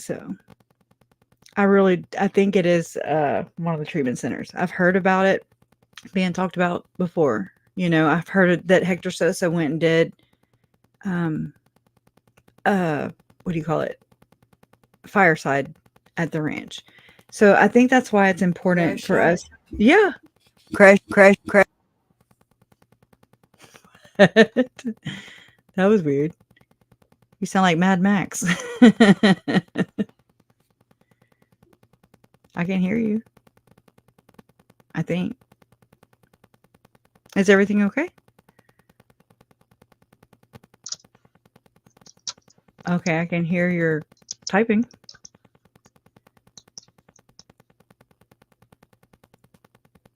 Yeah, I've looked at that Tim Ballard rabbit hole. I did look. Yeah, I've looked in that. I'm sorry, I just looked in there. Are you okay? Oh. Okay, let me open this back up. All right, I'm going to mute you. Okay. Donna's mixing it up. She sounded like Mad Max. And I was like, crash. The way I did that. Yeah, minimizing and justifying. Yes. And it's like, and distancing. Well, I mean, they're just like, nope. But then they're all up there in dead center in the mix. and still going. That's the crazy. Nobody's learned anything because nobody's been held responsible. And this is how I see it. People may see it differently. I respect that.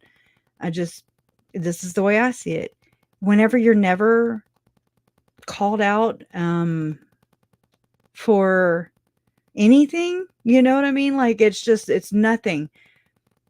You still go to church. You still have your temple recommend. You're still praying the same way, probably. Except now you can laugh in the temple. So now they can laugh, right? So nothing has changed. And nothing will ever change because nobody is ever held responsible and accountable for their own actions or inactions. Christina Atwood. None of their names got said during the trial. Have y'all noticed that? Or did y'all notice that? I noticed. I was like, well, that's very convenient, right? They would just say the girls or the ladies or generalized. It was never by name. Again, Mike Stroud got named in the, because it was in the text messages between Lori and Chad in the trial. So I was like, all right, good. That's part of a transcript now. But a lot of things get overlooked. There's so much in there that, it's so much for one to just cling to try and sort it out. It really is. It's vast. It's huge. It's too much. I'm not an organized person. Yeah. LSD. Yes. I've said this passive aggressively. I was like, LSD. I mean, LDS. They're still using portals. Mm-hmm. Yes, ma'am. Just the fact that there are a few. Let me see. Hold on. There's a few little things that point. Oh, I didn't mean to do that. I'll switch screens in just a second. Let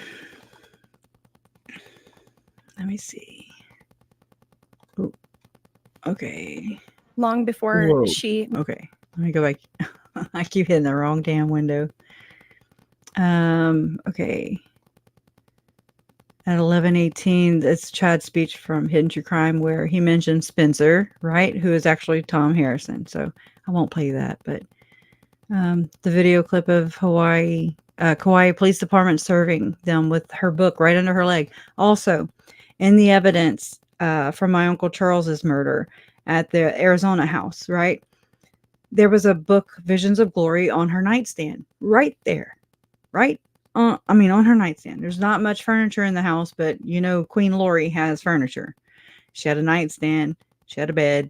Next to the bed was the book of Visions of Glory. It's everywhere. And so let's see. Let me go to a minute and 12 seconds. Let's see. An hour and 12 minutes. Jason got triggered the other night just listening to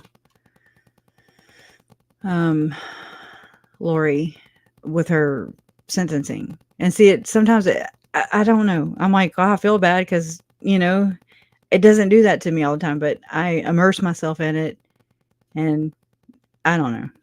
It's like different things for everybody. Different triggers. I know she's full of shit, but anyways. Problematic pornography viewing. Is that? Yeah. Accurate. That's Okay. right.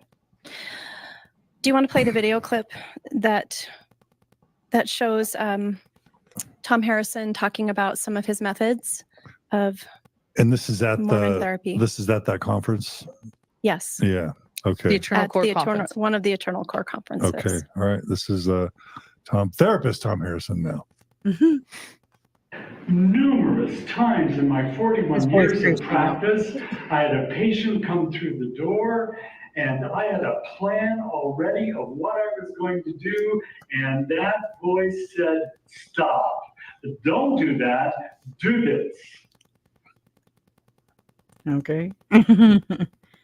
And that glorious ancestor or that glorious grandmother or that glorious individual who loves that person enough to make their way to my office said, "Stop it, Tom, that's not what Stop they your need. head.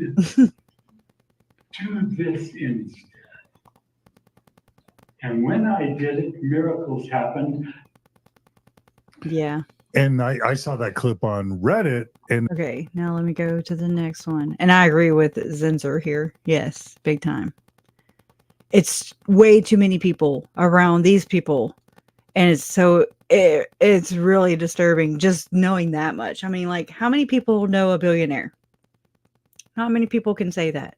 I mean, from where I come from, where I come, right? It's not normal. It's not everybody. Just like, a lot of people have never known a murderer. Here we are. And that's weird. It's not good. But yet here we are, right? Okay. So at 1 minute and 12 seconds, let me go to it. I went to the wrong one. Okay. 1 minute, 12 seconds. So it's not too far from here. Okay. psychotherapeutic treatment should be super unethical and outrageous. Yeah. Channeling ancestors, big part of his book, big part of Lori's sentencing speech too. We heard, I mean, just full circle, there's the channeling ancestors. Yeah. Yeah. But to know this guy's leading Mormon therapy conferences, that he with the likes of Jody Hildebrandt, with the likes of Dan Gray, with the likes of Ken Krogh, whatever, however you say his name, a freaking billionaire, whatever. Another one. There's too many. And it freaks me out. There was one day, it was before Jimmy Rex came out with his whole, like I was tracing down Dave Lopez, and I found an interview that Dave Lopez has with Jimmy Rex. I didn't know Jimmy Rex's name or what he looked like, even when he did come out with his thing about Tim. The one that we all know and have seen. And then I was like, oh, okay, that's what he looks like. Okay, I didn't know because it was just a podcast that I listened to. And because I was trying to listen to how David Lopez talked about OUR before. Well, I'm sorry. I keep making a noise. But, okay, so I Googled, I forget what it was. I think I Googled Jimmy Rex. And I ended up on this guy with the last name Prince. Okay. It freaked me out. I didn't go any further because I was just like, oh God. But the last name Prince, and they owned Blackwater. And I don't really know much about it. I just know that it was not good, so to speak. And I was like, oh, okay, well, this is uncomfortable. And then, Russian names or Ukrainian names start coming up. And I was like, okay, let me just back out of this. And it spooked me. And I don't normally get spooked, but I got spooked. All right. Well, I'm a dollar heir. I got ones every now and then. It's not for the reasons you think. But, oh man, that's nuts. They're nuts and they freak me out. They really do. When you just look at their LinkedIn's, Ian, y'all, let me see if I can find it real quick. Ian's picture. I was just like, why? What are these robots? I swear. Sometimes I wonder. I swear to God, I do. I don't understand. Let me look. Let me look up the name. Ian Pawlowski. Hold on.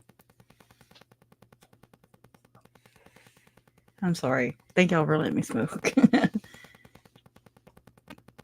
Come on. Grandma's slow, but she's old, huh? Okay. All right. So, see his picture? How freaking fake it looks? It just looks fake. I'm just like, he looks molded or sculpted. however you want to say that, however that goes. And okay, it says seeking exciting opportunities to use my interpersonal skills to build strong and lasting relationships with customers. Melaleuca, the wellness company, Rexburg, Idaho, United States, 159 connections. So, yeah. Oh, snitch. Right? Yeah, there's a whole French press thing. I have not forgotten about the French press. Okay. Just have not. Yeah. So I don't know. Just that picture freaks me out. I'm like, that's not he mm-mm. No. It's like they just get younger and more fake looking as I go. See, I'm used to this potato sack right here. Supervisor, customer care supervisor. Right. So yeah, that was like, I saw, looked this one up last week when I was looking all of those people up. You know, the eternal core people, the people around Thom Harrison. So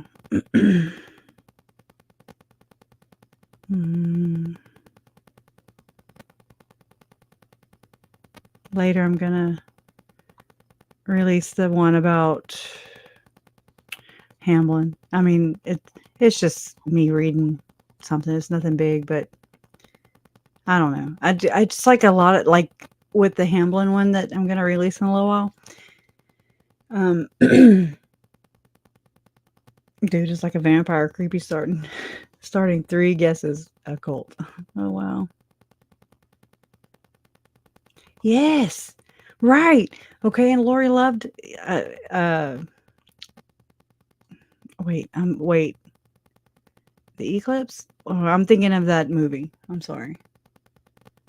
What is the name of that damn movie? I don't know.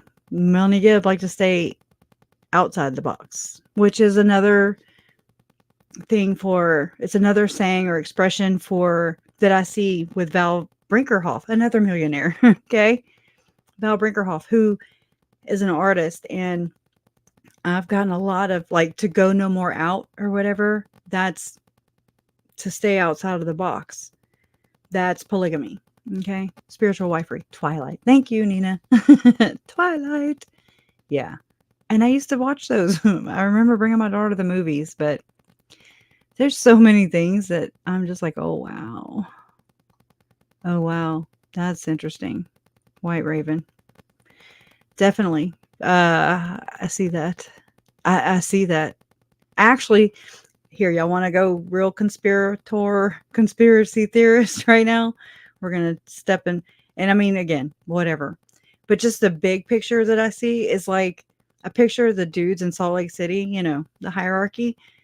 They're like the elites. They're the elite team, part of them. The Mormon elite teams, if you will. Elites team. And they're never going to do a call out. Not the kind that I think that Mormons believe or preppers think. It's more like they don't need your shit. They got more money than God. And they're saving money for the second coming. Yeah, you know, that makes no damn sense. So in my opinion, and how they just announced the whole TK smoothie thing. And I mean, that's that doctrine that I had found a while back. And it's the Book of Adam God theory. Robert Millett, which is one of the, I forget who he used to be or what rank he was, but I mean, he's talked about it, written books about it. They all write books. They all write the same things too, though. I want y'all to know that. It's like, we can't sit here and claim that there's, whatever. I suck with the words right now. Not copyright, but plagiarism. And anyways, it's just because they all say the same things, but it's like, I forget who said it last time I was on here, and they said it best, because it's like the same, they write the same stories pretty much, because Thom Harrison's Visions of Glory is the same thing. It's like a directive. It's like the author to go to. And it's like the church knows about this. And this is me and my little conspiracy theory, right? And it's like they know it goes on. It's like they encourage that. Wink, wink. And so they're not going to stand down. They're not going to stand against it unless it's really something that, I guess would call for them to react that way or respond that way, kind of like they did with Tim Ballard, and how they distanced themselves real quick using an adversary to, it's like they had that little, in their back pocket, and they're like, okay, well, I'm going to use this favor and I'm going to distance ourselves right now. Boom. Done. And then they just leave everybody else. Yeah, I saw that cat lady. I did. And they leave it to every one of us to do their dirty work for them. And that's to try and figure out what the hell they mean and why they're doing what they're doing. What do they know? Because they know. They know. And anyways, how I see it is that, and I mean, again, I don't really know all the things. I just kind of see it from a bigger perspective. Like, you got to zoom all the way out. And if you look at it that way, the whole elites, they're just going to dupe everybody. This is nothing but a dupe. Everything they do is a ruse. They are not really, they dabble in Jesus. They use Jesus in the scriptures to control. They have their own agenda, so to speak. And, here we are. Just, I've had to learn through this experience to learn about my own where I am in this world. You know what I'm saying? It's been weird. It's been really weird and eye-opening at the same time. And it's like, I don't know. It's so gross. But I can see where this happens in the Catholic Church. I can see where this happens in all the churches. It's the same thing. They're all buds. They all rub elbows together. They all, meet. And then we're just dumb. We're nothing. We're expendable. And so they're okay with what they do. I'm learning that, Lily. I mean, and so, but that's going to offend some people.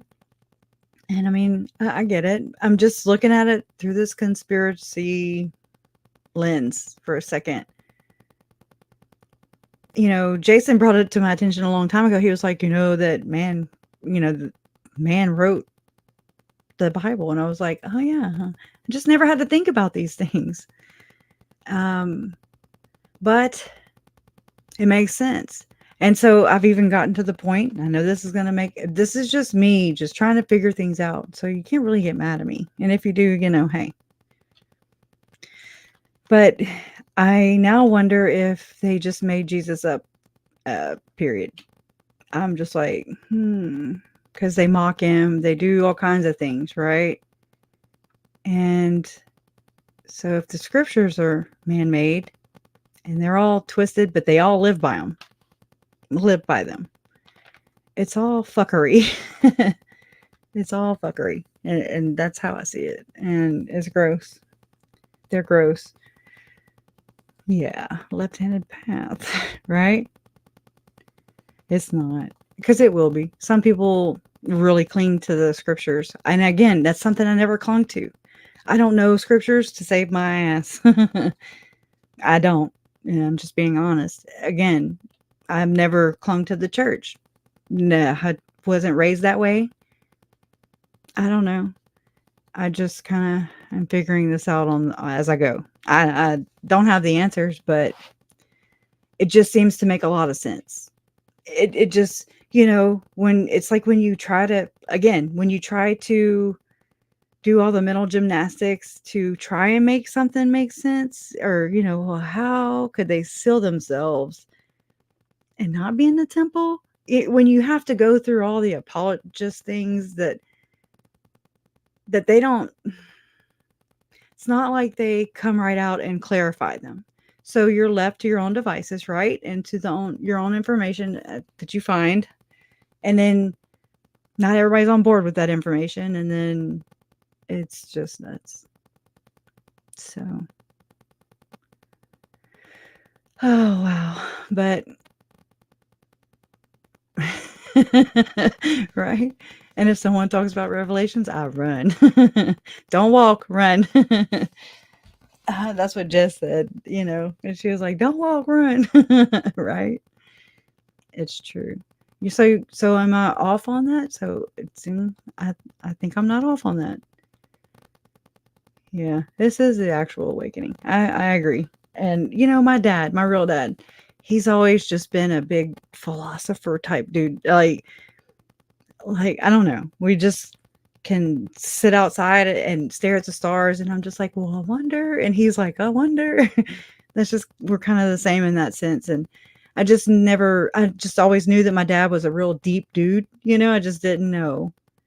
And it's like now, I want to call him and just say, Dad, what do you know? Because he's not been a religious guy. And again, I never faulted him for it. He never faulted me for it. We just, whatever. But I think he believes in a higher power, just like I do. Maybe not. I don't know. I think so. And I don't know what that consists of. I just know. I really don't know. Nobody knows. And so it really sucks to see people get manipulated, myself included. It sucks to be like, oh, wow, I was there. There's a lot of things that we get duped on, but it seems to make a lot of sense. It doesn't help that I watched a couple videos before I came on. One was End Time Productions is the name of the channel. And it was about the whole thing that I think this is. The whole Eyes Wide Shut. And it was like a 7-8 minute video. It just came out today. Go check it out. End Time Productions is the YouTube channel. And I'm just like, oh man, I should not have watched that before I came on. I didn't know it was going to be with that particular music or anything. And I was just like, that's what this is. That's what this is. That's what all the billionaires and millionaires are doing. And then they have nothing but time and money to make things go away. Control the media. Control us, right? Try to. And then I think they're the ones that call the things the conspiracy theories. I think they're the ones who it works. It works. It makes all the sense in the world to me. Yeah. Yeah. Oh man. And it's like I wish my grandfather was alive right now, because I used to think he was so boring because he was the religious zealot, okay? But he was like that with my mom and her brothers and sisters, Uncle Charles. And I didn't know that, but grandparents tend to be different with their grandchildren, right? Right. So I didn't see all that part. And that's why it interests me so much that that Uncle Charles went from the frying pan, whatever, I don't know the saying, from one hot skillet to another. Oh, thank you, Nina. That's sweet. Thank you. It is. That was perfect too. But we'll go ahead and end on this. Yeah, I'm I always end up going long in the live streams, but I know I can't answer the question. We do have shirts. We do. I need to maybe put some on some different styles, perhaps. We'll see. But yeah, it's what wins. Love wins. I can't answer the question that I put on the thumbnail or the title of today. You know, Thom Harrison did this, you know, he allegedly did tell people within Tim's organization whether they were light and dark. It just so happens, you know, what if Chad and Lori actually knew Thom? What if Thom, you know, what if that's where Chad was getting his answers? I have to go look into more of the trial testimony, you know, basically the FOIA docs from Arizona to find this out more, to see how it was put into context, how it was framed, how was the question framed, how was it in the conversation, to find out if maybe Chad was getting his answers from not just in his portal from his God, but what if he was calling Thom? What if Thom has all these documents and these charts? And I think it's a fair question. I have the FOIA docs. If you can email me at let me put it on here. Crush 0123 at gmail.com. If you do that, and then I don't mind. I don't mind. I did put them in my Patreon, but I think I put a expiration link or something. I sucked at all that, but yeah. It's information. It needs to be out. I used to be really protective over it, but I don't feel that way anymore. It needs to be shared. That's what we got to do.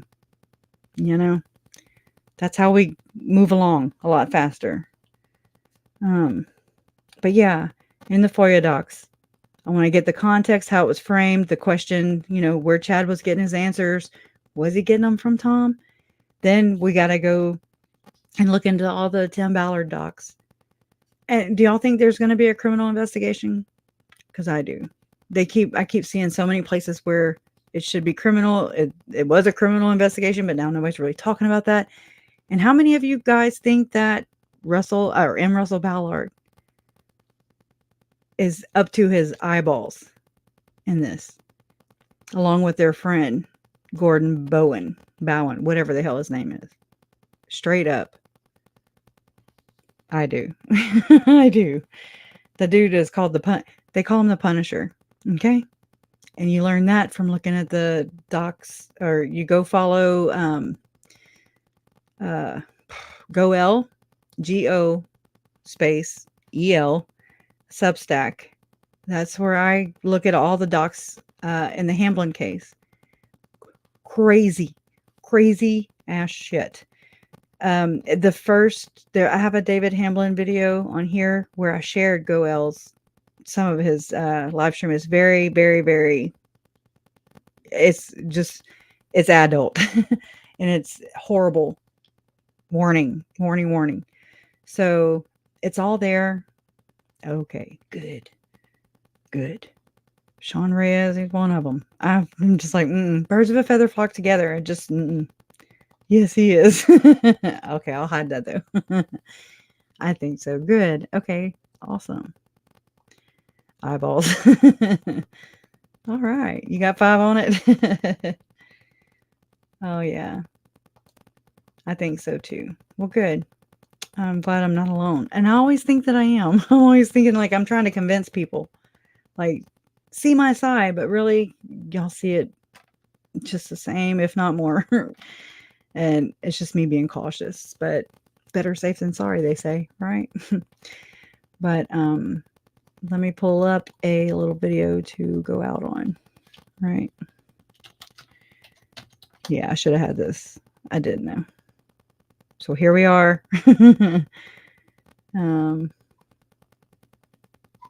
Oh, my squeaky wheel. I need to spray some WD-40 in the little mouse. Well, if it wouldn't save doubles and triples of everything, I could get there a lot faster, you know. Okay. I don't know. It might be an intro video, but we'll outro to it, even though it'll say intro stuff. Okay. All right. Love you guys. Love always wins. Justice for Tylee, Charles, Tammy, JJ, and Joe. That after making a mistake, we need to face up. I hit the wrong thing. Shocker.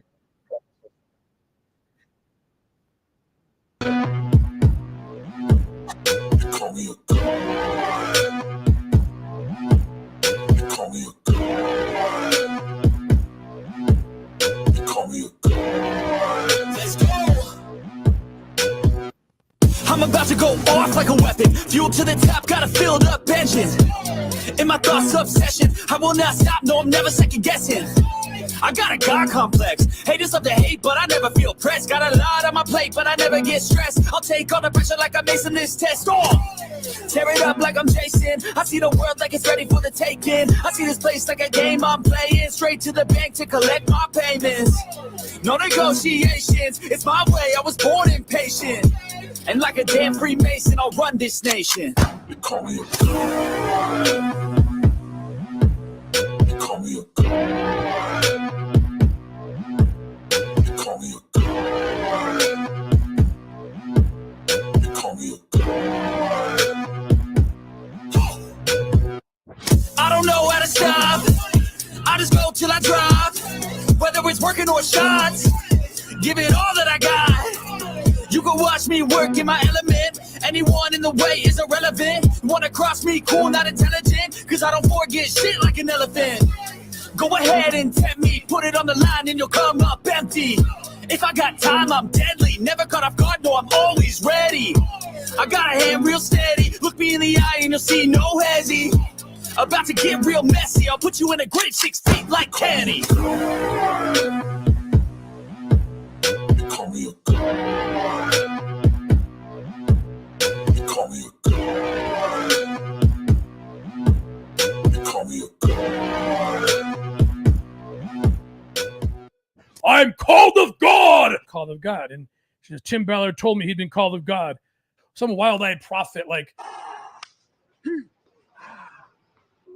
me tender, love me sweet, never let me go. You have made my life complete,